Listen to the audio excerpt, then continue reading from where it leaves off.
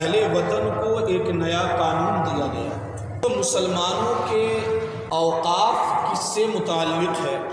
اس سے قبل بھی اس پر گفتگو کر چکا ہوں۔ اپنی نوجوان نسل کو اور اپنے مسلمین کو یہ بات بتانا چاہتا ہوں کہ سب سے پہلے تو یہ جان لینا چاہیے کہ اوقاف کا معاملہ کیا ہے اور اس کے فوائد عالم اسلام میں کیا کیا رہے ہیں۔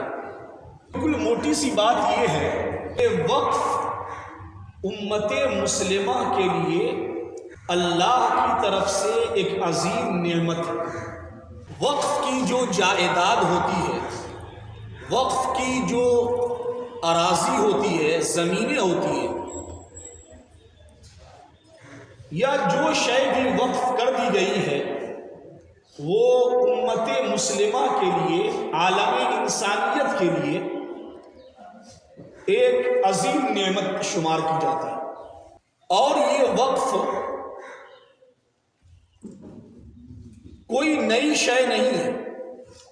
ایک زمانے سے جو اہل دولت ہیں، جو اہل ثروت ہیں، جن پر مولا کا فضل ہوا، تو ان لوگوں نے اپنی جائیداد کو، پراپرٹیز کو، اپنی زمینوں کو یتیموں کے لیے، بیواؤں کے لیے، بے سہاروں کے لیے، سماج کے دبے کچلے غریبوں مفلسوں کے لیے وہ وقف کرتے رہے۔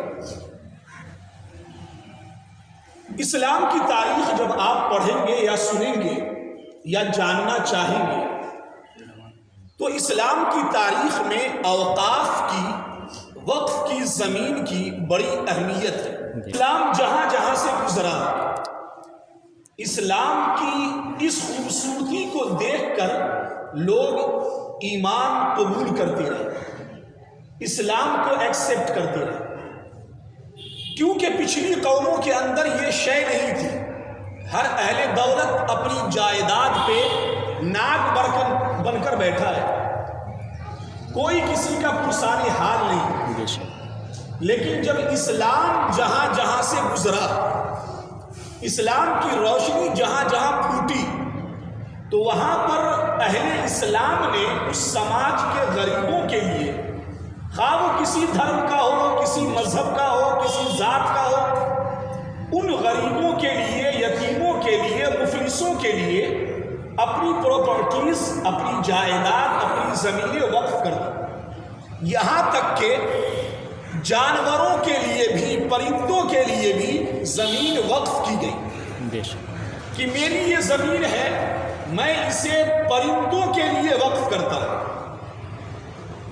سلطان صلاح الدین ایوبی کا زمانہ ہے، تو ان کے زمانے کی تاریخ پڑھیں گے آپ تو اوقاف کی جو بھی شے تھی وہ صرف سلطان صلاح الدین ایوبی کی حکومت میں آنے والے مسلمانوں کے لیے خاص نہیں، اور صرف ان کی فوج کے لیے نہیں، بلکہ دشمنوں کی فوج کے لیے بھی فائدے اٹھانے کا سبب تھا۔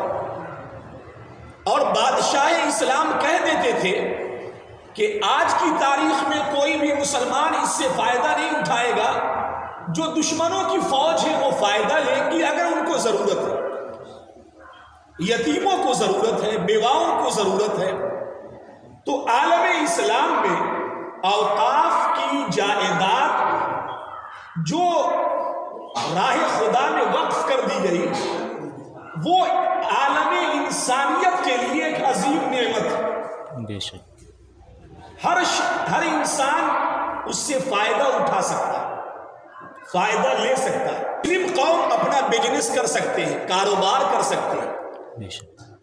مین شہر میں جہاں پہ لاکھوں روپے دینے پڑتے ہیں کرائے کے، اگر اوقاف کی جائیداد ہے تو آپ کو کم قیمت پہ ایک دکان مل جائے گی اور ایک غریب اپنا کاروبار شروع کر سکتا ہے۔ اسی مقصد کے لیے جو اہل خیر حضرات تھے اور ہیں اور ہوتے رہیں گے، تو وہ اپنی زمینیں، اپنی جائیداد، اپنی ملکیت اللہ کے حوالے کر کے اس کی رضا کی طلب کی خاطر اس کی راہ میں وقف کر دیتے ہیں۔ اور یہ شے جو وقف کی جاتی ہے وہ خالص اللہ کی ملکیت ہوتی ہے۔ جس مقصد کے لیے وقف کیا گیا اسی مقصد کے لیے وہ شے ہوتی ہے۔ کوئی بھی نہ دوسرا کام کیا جا سکتا ہے، نہ کوئی اس میں دوسرا دخل اندازی کر سکتا ہے۔ کسی کو بھی یہ حق نہیں، چاہے حکومت وقت ہی کیوں نہ ہو، جب تک کہ اس کی مرضی نہ ہو جس نے وقف کیا ہے۔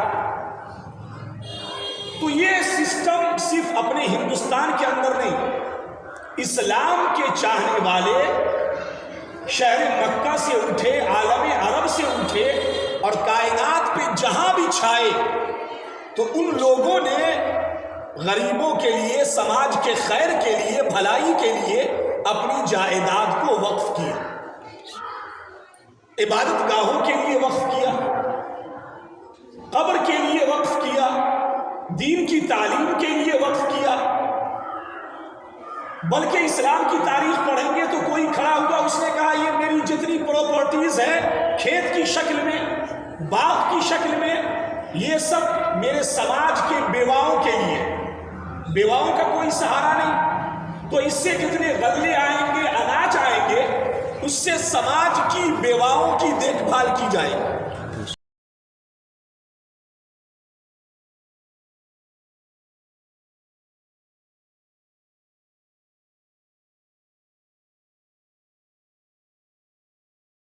خیر کے لیے، بھلائی کے لیے۔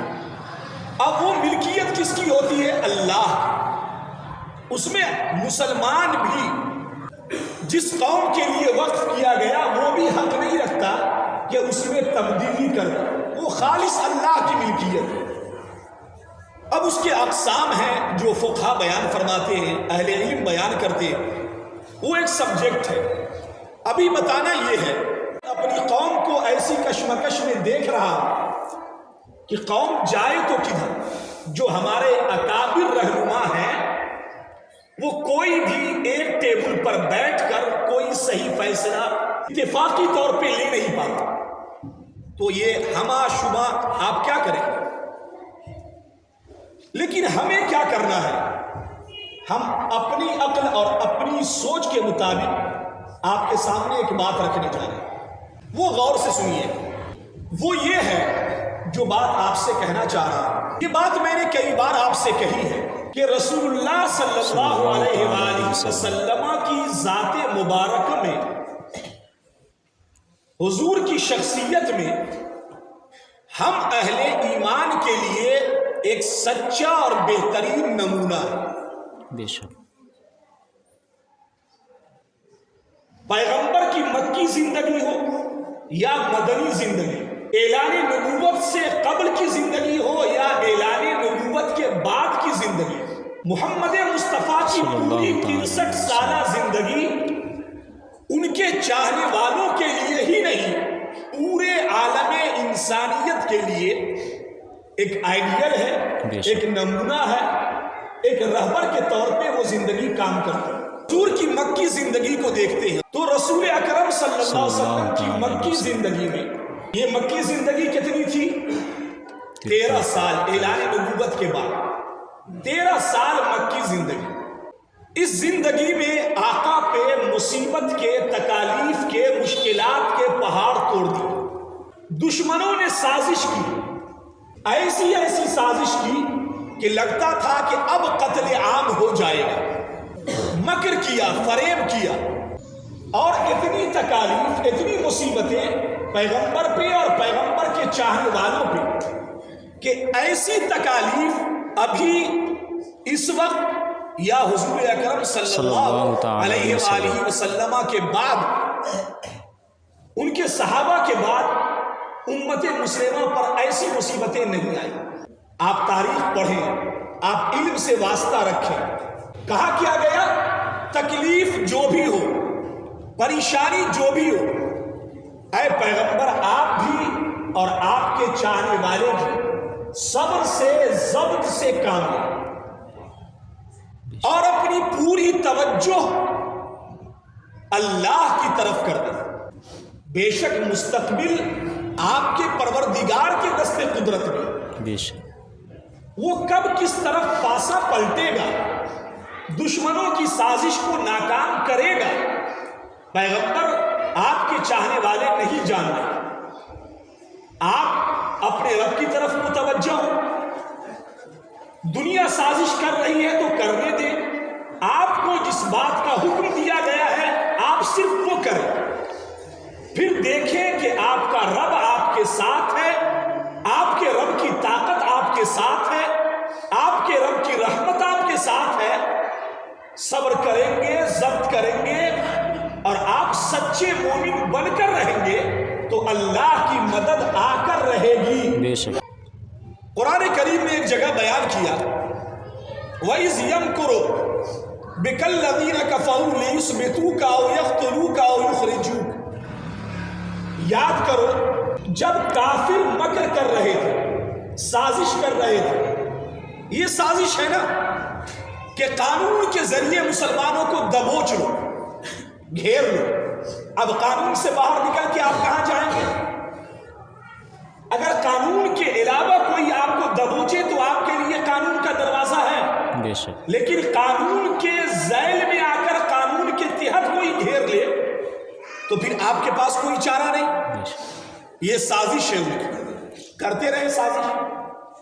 تو کافر و مشرک، اعدائے اسلام، انسانیت کے قاتل اور سماج میں تتر بتر کرنے والے لوگ اور سماج کو غلط راہ پہ ڈال کر اسے توڑ پھوڑ دینے والے لوگ مکر کریں گے، فریب کریں گے، سازش کریں گے، جال سازی کریں گے۔ کیا کریں گے؟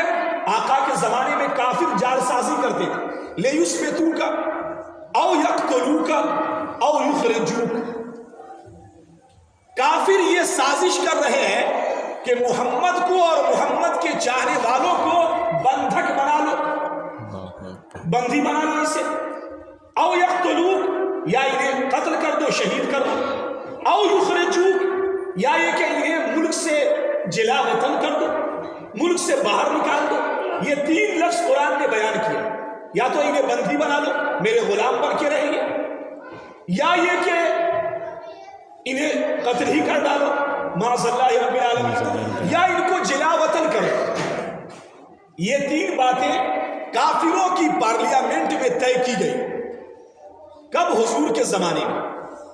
لیُثْبِتُوکَ اَوْ یَقْتُلُوکَ اَوْ یُخْرِجُوکَ وَیَمْکُرُونَ۔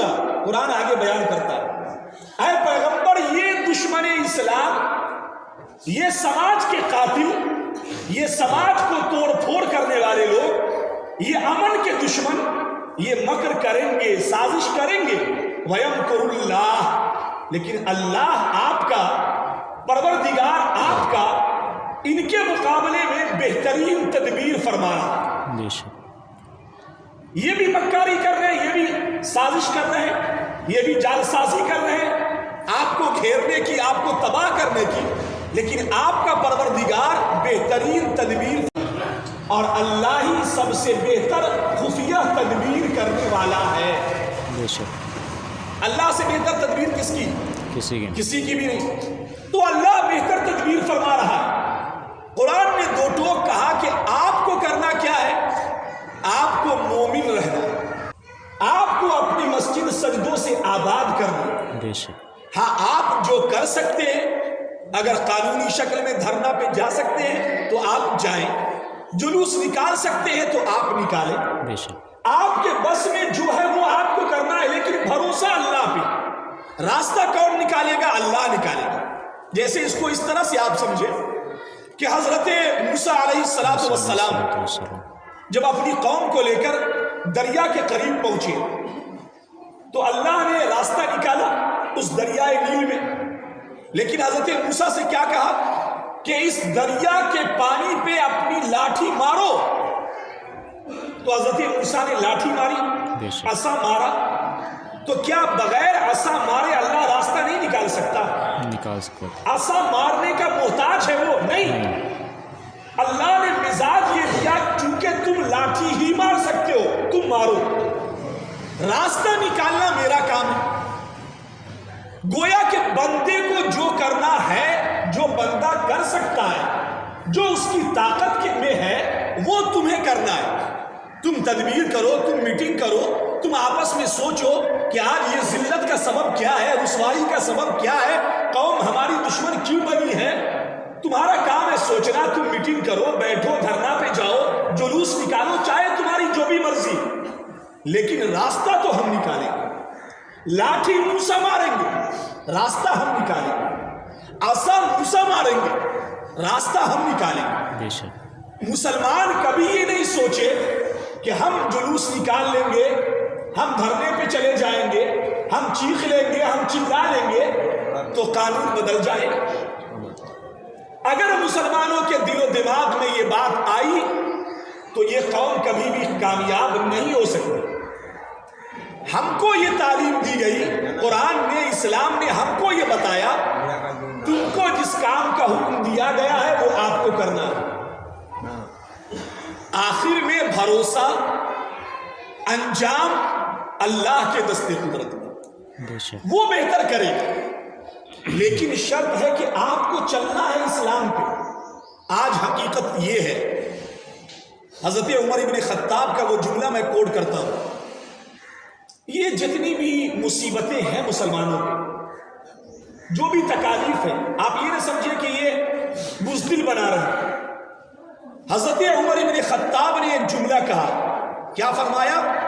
نحن اقواما، ہم ایک ایسی قوم ہے کہ اللہ تعالیٰ نے ہمیں اسلام کے ذریعے عزت عطا فرمائی۔ اسلام کے ذریعے، بے شک سنیے گا غور سے، ہم ایک ایسی قوم ہے کہ اللہ نے ہمیں اسلام کے ذریعے عزت عطا کی ہے۔ اور اے لوگوں یاد رکھو، اگر تم نے اسلام کو چھوڑ کر کوئی اور راستہ اختیار کر لیا تو اللہ تمہیں ذلیل کر دے گا، اللہ تمہیں رسوا کر دے گا۔ اگر تم نے اسلام کی راہ کو چھوڑ کر کوئی اور راہ اختیار کی۔ یہ جملہ کس کا ہے؟ حضرت عمر ابن خطاب رضی اللہ تعالی عنہ۔ کیا کہا انہوں نے؟ ہم ایک ایسی قوم ہے جس کو اللہ نے کس سے عزت دی؟ اسلام سے۔ آج مسلمان کیا سوچتا ہے؟ پیسے سے ہماری عزت ہے، کپڑے سے ہماری عزت ہے، چیخو پکار کرنے سے ہماری طاقت ہے۔ نہیں، آپ کی عزت اسلام پر عمل کرنے سے، آپ کی عزت اسلام کی بلندی کے بارے میں سوچنے سے، آپ کی عزت دین کیسے بلند ہوگا اس کی فکر کرنے سے، ہماری اپنی ذات میں دین کا امپلیمنٹ کیسے ہوگا، ہماری عزت اس میں ہے۔ سماج میں دین کے مطابق فیصلہ کیسے ہوگا، ہماری عزت اس میں ہے۔ ہمارے سماجی راہ و رسم اسلام کے مطابق طے پائیں گے، یہ سوچنے میں ہماری عزت ہے۔ آج ہمارا کیا ہے؟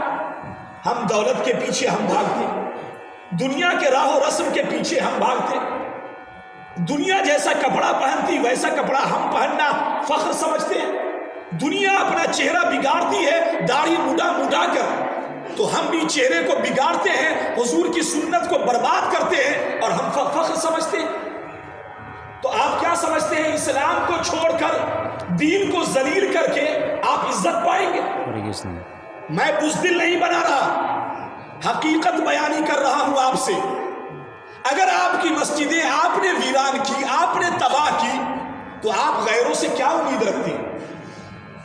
آپ نے اگر نکاح کے راہ و رسم کو آپ نے تباہ کیا تو آپ اپنی بیٹیوں سے، بچوں سے کیا امید رکھتے ہیں؟ اگر آپ نے اپنی شکل خود بگاڑی ہے، یا آقا نے فرمایا جس نے میری سنت سے پیار کیا اس نے مجھ سے پیار کیا، اور جس نے مجھ سے پیار کیا اس نے اللہ سے پیار کیا، اور جو اللہ سے پیار کر لے تو وہ جنت میں جائے گا۔ یعنی میری سنت سے پیار، مجھ سے پیار ہے۔ آج کس کو پیار ہے حضور کی سنت سے؟ آج حضور کے طریقے سے کس کو محبت ہے؟ نہیں۔ ہم بس دکھاوے کے لیے مسجد میں آئے، 2-4 سجدے کیے پھر چلے گئے، ہم اپنی سوچ کے کتے بن گئے، ہم اپنے من کے کتے بن گئے، اپنی طبیعت کے ہم غلام بن گئے۔ ہمیں نہ اسلام کی پڑی ہے، نہ دین کی بلندی کی پڑی ہے، نہ دین کیسے بلند ہوگا، نہ یہ ہمیں سوچنا ہے، یہ کچھ بھی نہیں۔ تو آپ کیا سوچتے ہیں آپ کو عزت ملے گی؟ آپ کی زمین اور جائیداد اور آپ کی عزتیں اور آپ کے بچے اور آپ کی بیٹیاں یہ محفوظ رہیں گی؟ ہرگز نہیں۔ آپ کو اسلام پہ چلنا ہے، آپ کو دین مصطفیٰ کا پیروکار بننا ہے، صلی اللہ تعالی پھر دین پر چل کر آپ تدبیر کریں، آپ کوشش کریں، آپ سوچیں مدد تو عرش کی پارلیمنٹ سے آئے گا، کوئی دنیا میں مددگار آپ کا نہیں ہو سکتا ہے اللہ کو چھوڑ کر، بے شک کوئی دنیا میں کفیل نہیں ہو سکتا ہے آپ کو خدا کو چھوڑ کر، آپ کا سچا حامی و ناصر اللہ رب العالمین کی پارلیمنٹ سے آپ کی مدد آئے گی۔ یہ قرآن نے کہا نا وما قدر اللہ حق قدری، جیسا کہ اللہ کی قدر کرنی چاہیے لوگوں نے ویسی اللہ کی قدر نہیں کی۔ اللہ کی عظمت کو جس طرح پہچاننا چاہیے، دل میں اتارنا چاہیے، تم نے اللہ کی عظمت کو نہیں جانا، وہ کتنی طاقت کا مالک ہے۔ کروڑوں کا گھر بنا بیٹھے ہو، ایک جھٹکا آتا ہے تو کروڑوں کی پراپرٹی چھوڑ کر بھاگ جاتے ہو، پھر کیوں نہیں سوچتے ہو کہ کروڑوں کا گھر ہے میرا، ہم نے اس کو بڑی شان آن بان سے بنایا، چھوڑ کر بھاگتے کہ نہیں بھاگتے؟ کیوں؟ رب کی طاقت یاد آ گئی نا، اپنی طاقت نہیں، اپنے پیسے نہیں۔ وما قدر اللہ حق قدری، لوگ اللہ کی قدر ویسے نہیں کر رہے جیسا کہ قدر کرنی چاہیے، بے شک اس کی عظمت کو نہیں سمجھ پا رہے جیسا کہ اس کی عظمت سمجھنی چاہیے۔ وَالْأَرْضُ جَمِيعًا قَبْضَتُهُ، لوگ کہتے ہیں یہ جائیداد کے ہم مالک ہیں، اس زمین کے ہم مالک ہیں، غصب کر رہے، چھین رہے لوگ، بھائی بھائی کی زمین چھین رہا ہے، لوگ نظر بد رکھے ہوئے زمین پر۔ میں تو کہتا ہوں ان زمین کے لوگوں کو جو دوسرے کی زمین کو قبضہ کرتے ہیں، خدا را اپنے آپ کو سنبھالو، اتنے بڑے عذاب میں اور ذلت میں مبتلا کیے جاؤ گے جو دوسروں کی زمین پہ ناجائز ناحق نگاہ رکھے۔ فرمایا وَالْأَرْضُ جَمِيعًا قَبْضَتُهُ، یہ پوری زمین وہ ہے جس کو اللہ فرماتا میرے قبضے میں، میں اس کا مالک ہوں، یوم القیامہ آج بھی اور قیامت کا دن بھی، اس دن ہم مالک ہوں گے، یہ میری پراپرٹی ہے، یہ میری ملکیت ہے۔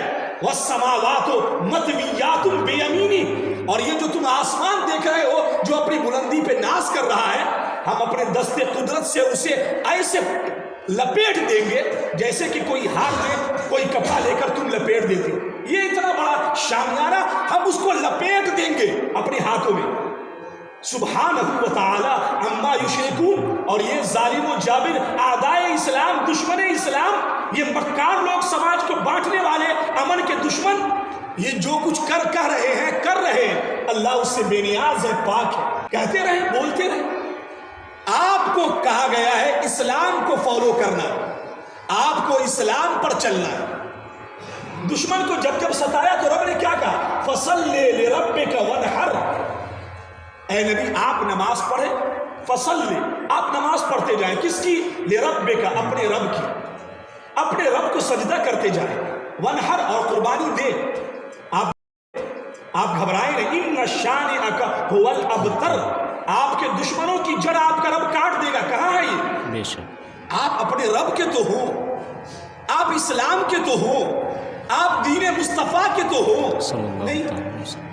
تو حضرت عمر کا جملہ، ہم ایک ایسی قوم ہے کہ اللہ نے ہمیں اسلام کے ذریعے عزت دی ہے اور تمہاری عزت اسلام کی وجہ سے ہے، اگر تم نے اسلام کو چھوڑا اپنے تمام تر کاموں میں، اپنی تمام فیلڈ میں، تو ذلت ہے، رسوائی ہے، بربادی ہے۔ بے شک یہ حضرت عمر کا جملہ ہے۔ اب کہاں ہیں میرے لوگ، کہاں ہیں بچے ہمارے، ہماری قوم کے لوگ؟ آپ کوشش کریں، اس سے منع نہیں، اگر خدا کی عزت و جلال کی قسم، اگر آپ 5 وقتہ نماز بھی شوق ذوق سے پڑھتے، بے شک اپنے ہر کام میں اسلام کو آگے رکھتے، افرائیت من اتخذ الہہ ہواہ، پیغمبر آپ نے نہیں دیکھا کتنے ظالم کتے ایسے ہیں جو اپنے من کو خدا بنا بیٹھے، جو من کہتا ہے اس کے کتے اور غلام ہو گئے۔ من یہ کہتا ہے یہ کرو، طبیعت یہ کہتی ہے یہ کرو، دماغ یہ کہتا ہے یہ، اسلام کیا کہتا ہے پیچھے؟ ہم کو نہیں لینا دینا اسلام سے، ہم کو مطلب نہیں، اپنے من کو خدا بنا دیا کہ من کے غلام بن بیٹھے، ان کو خدا کا غلام بننا چاہیے، خدا کی مرضی کے مطابق زندگی گزارنی چاہیے، نہیں، ہم اپنے من کی مرضی کے مطابق زندگی گزاریں۔ تو آپ کیا سمجھتے ہیں عزت ملے گی؟ ہرگز نہیں، یہ خام خیالی ہے تمہاری۔ بے شک یہ بھول بھلیا ہے جہاں تمہیں راہ نہیں نکل سکتی، تمہارے لیے راستہ نہیں بن سکتا۔ اسلام یہ نہیں کہتا تم کسی کو قتل کر دو، مار ڈالو، نہیں، لیکن اگر سماج میں بدامنی کوئی پھیلا رہا ہے تو تم زبان سے روکو، طاقت ہے تو طاقت سے روکو، قانون کا سہارا لینا ہے تو قانون کا سہارا لے کر روکو، لیکن روکنا ہے آپ کے لیے امن اور چین اور سکون رب کی پارلیمنٹ سے، بے شک وہاں سے۔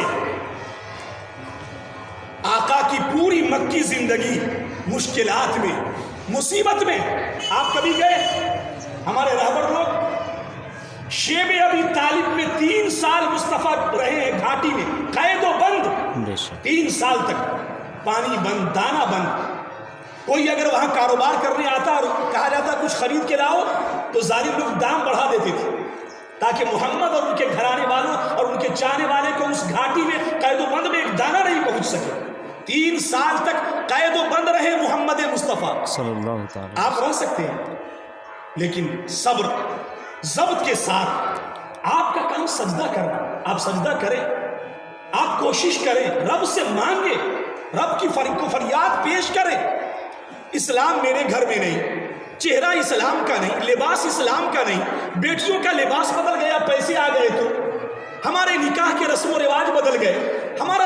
دیکھیے، میں آپ کو یہ نہیں کہہ رہا ہوں کہ بزدل بنا رہے یا یہ بات غلط ٹریک پہ کر رہے، نہیں، میں یہ کہہ رہا ہوں کہ اسلام کے لیے جو آپ لڑیں گے، وقت کی جائیداد کے لیے خوب لڑیں، آواز بلند کریں، لیکن آپ کی ذات پر اسلام ہے، آپ کے گھروں میں اسلام ہے، آپ کی تعلیمات میں اسلام ہے، کہاں؟ آپ نے جب اپنے گھر سے، اپنی بیٹیوں سے، اپنے بچوں سے، اپنی شکل سے، اپنے لباس سے اسلام کو پھینک ڈالا، تار تار کر دیا، پھاڑ دیا آپ نے۔ ہم جیسے کتوں نے اسلام کو ہم نے پھاڑا، لباس ہم نے اتار کر پھینکا اسلام کا کلچر کو تار تار ہم نے بکھیر دیا، اسلام کی ٹوپی ہم نے اتار کے پھینک دی، اسلام کی شکل کو صبح شام شیونگ کر کے ہم نے پھینک دیا، تو کیا سوچتے ہیں آپ عزت پائیں گے؟ جب آپ کی ذات میں اسلام نہیں، آپ کے گھر میں اسلام نہیں، تو آپ کیا سمجھتے ہیں عزت ملے گی؟ دنیا آپ کو اسلام تھالی میں سجا کے دے گی، اسلام پہ تم کو چلنا ہے، اسلام کو اپنی ذات میں پیدا کرنا۔ اگر کاش مسلمان آج پکا سچا مومن ہوتا، اس کی شکل پہ رسول اللہ کی سنت مبارکہ ہوتی شریعت کے مطابق۔ ایسے لونڈے چھونڈے ہیں سماج میں جو داڑھی میں ایسی شکل بنا رہے ہیں، بالوں میں شکل بناتے ہیں انگریزوں اور دنیا کے کتوں کی طرح۔ کوئی بولتا ہے سماج کا ایک بھی ذمہ دار کہ تم اللہ کی تخلیق کو کیوں بگاڑ رہے ہو؟ اللہ کی بناوٹ کو جس پہ اللہ نے تمہیں بھیجا ہے اس کو تم کیوں بگاڑ رہے ہو؟ کوئی نہیں بولتا، اس وقت کوئی بے چینی نہیں، کوئی افراتفری نہیں، لیکن تھوڑا سا کسی نے کچھ کیا اگر تو دیکھیں بے چینی کی۔ آپ بے چین ہو بہتر ہے، آپ جاگیں، روکنا نہیں اس سے، آپ خوب جاگیں، لیکن خدا را اپنی ذات پر، اپنی بیٹیوں پہ، اپنے بچوں پہ، اپنی شکل پہ، اپنے لباس پہ اسلام کو لاؤ۔ تمہارے لباس سے پتا چلے کہ تم مسلمان ہو، تمہاری شکل سے پتا چلے کہ تم مسلمان ہو۔ گاڑی میں بیٹھ گیا، پینٹ شرٹ پتلون پہن کے بغل میں بیٹھا ہے، پتہ نہیں چل رہا ہے مومن ہے کہ کافر ہے، اس کو سلام کرے کہ آداب کرے؟ بولو یہ سچ ہے کہ نہیں؟ بے شک سچ۔ جب تم پہچانے نہیں جاؤ گے اپنی شکل سے کہ ہم مسلمان ہیں تو دنیا تو تمہاری پہچان چھین ہی لے گی۔ جب تم نے اپنا سمبول خود برباد کیا تو تمہارے سمبول کو دنیا کیوں قائم رکھے گی؟ کائے کو قائم رکھے گی؟ دنیا تمہارا ٹھیکہ لیے کہ تمہاری مسجد کی حفاظت کرے، تمہارے قبرستان کی حفاظت کرے؟ حفاظت تم کو کرنی ہے اسلام کی، اسلام کے اوقاف کی، جائیداد کی، یہ تمہیں حفاظت کرنا ہے۔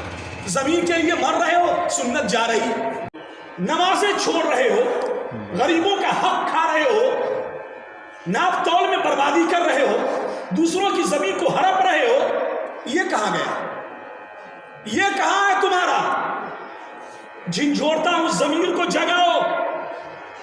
دنیا نے ایسا کر دیا، دنیا نے ویسا کر دیا، تو رونے گانے لگے، اور صبح سے لے کے شام اور شام سے لے کر پھر صبح تک اسلام تمہارے گھروں میں، تمہاری ذات پہ، تمہارے آنگن میں روندا جا رہا ہے، پیٹا جا رہا ہے، اسلام کو کچلا جا رہا ہے، اس پہ کوئی واویلا نہیں، کوئی شور و غوغا ہے، یہ کوئی تقریر کی بات نہیں۔ وہ مولانا بشارت کریم کا شعر ہے، تاثیر دیکھا تقریر نہ کر۔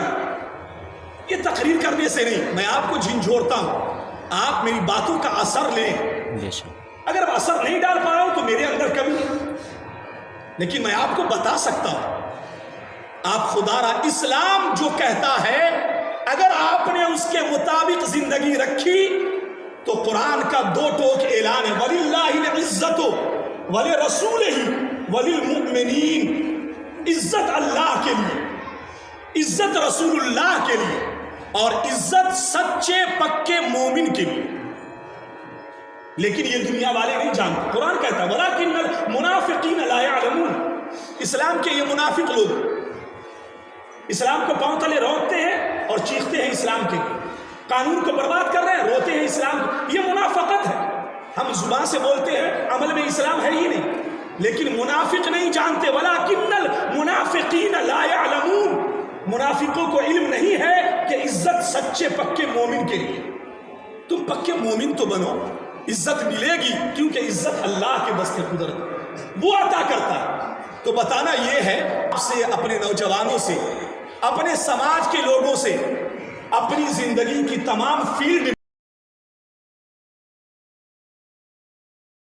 تو بتانا یہ ہے آپ سے، اپنے نوجوانوں سے، اپنے سماج کے لوگوں سے، اپنی زندگی کی تمام فیلڈ میں، تمام کاموں میں اسلام کے مطابق فیصلہ کیجئے، اسلام کو آگے رکھیے، اسلام کی حقانیت، اس کی خوبصورتی کو سمجھیے، اسی میں عزت ہے، اسی میں عزت ہے، اس کے علاوہ آپ کو عزت نہیں مل سکتی۔ دنیا دار اور اسلام کے دشمنوں کو پیسے میں عزت ہے، حکومت میں عزت ہے، سلطنت میں عزت ہے، فیکٹری میں عزت ہے، کاروبار میں عزت ہے۔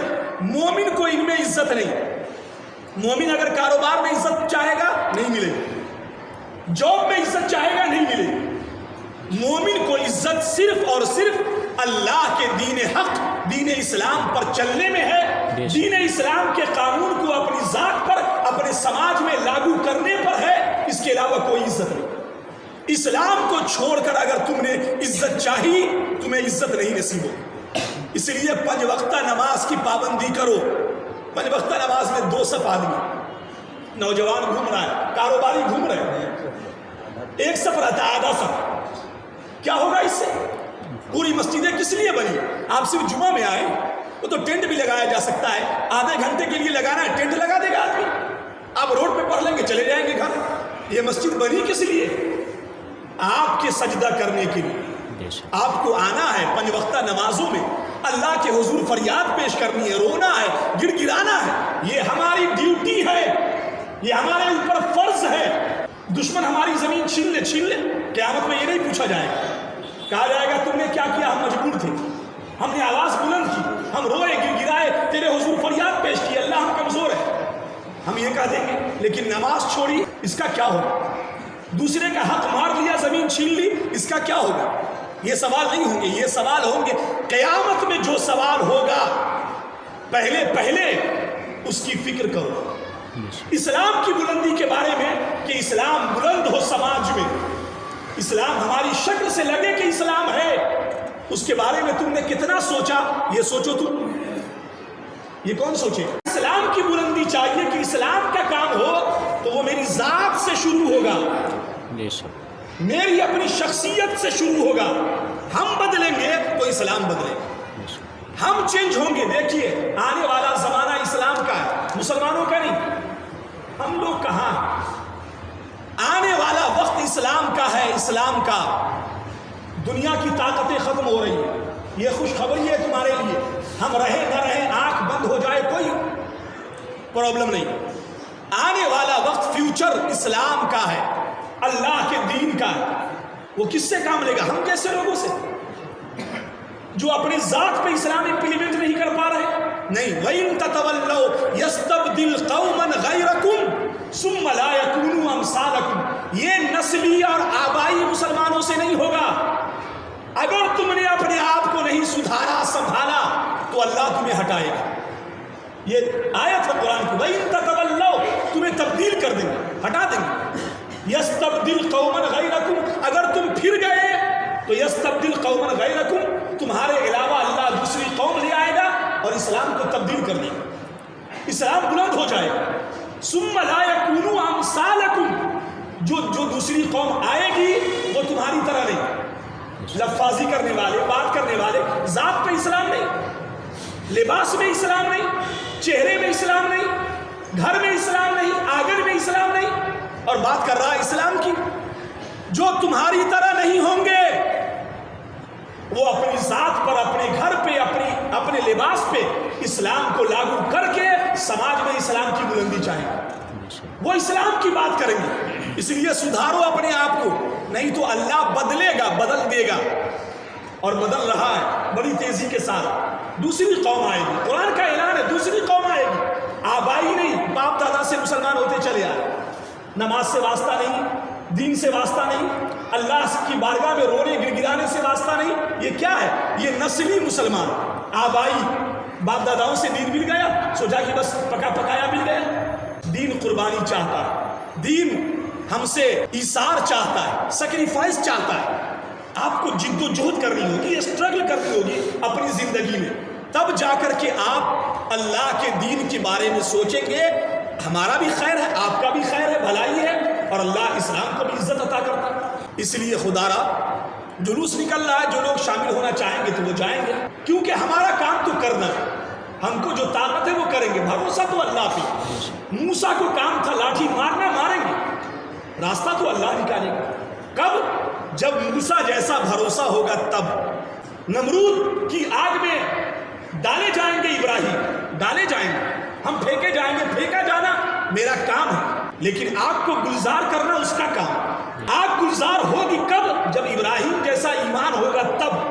ابراہیم جیسا ایمانی نہیں، ضبط نہیں، اور چاہتے ہیں صاحب اسلام بلند ہو جائے اور سماج میرے فیور میں اور دنیا میری بات کرے. یہ خام خیالی ہے تمہاری، یہ گمان وہم ہے تمہارا. اپنے آپ کو بدلے. میں سب سے پہلے کہوں گا اپنی ذات پہ اسلام کو لاگو کیجئے. 5 وقتہ نماز کو پابندی سے ادا کیجئے. کمی کوتاہی رہتی ہے بحیثیت انسان تو پھر اللہ سے توبہ کیجئے، رجوع کیجئے اور دعا کیجئے، مالک ہم جئیں گے، قل ان صلاتی و نسکی و محیای و مماتی للہ رب العالمین. میری نماز، میری قربانی، میری زندگی، میری صبح، میری شام، میری موت اللہ تیرے لیے، تیری رضا کے لیے. جب فکر یہ ہوگی تو انقلاب آئے گا. فکر ہے ہی نہیں اور باتیں بڑی بڑی، ایسا نہیں ہے. آپ لوگ قانون کو سمجھیں، تعلیم لیں، علم حاصل کریں اور سماج میں کاہل نہیں بنے. کاہل لوگ نماز نہیں پڑھتے.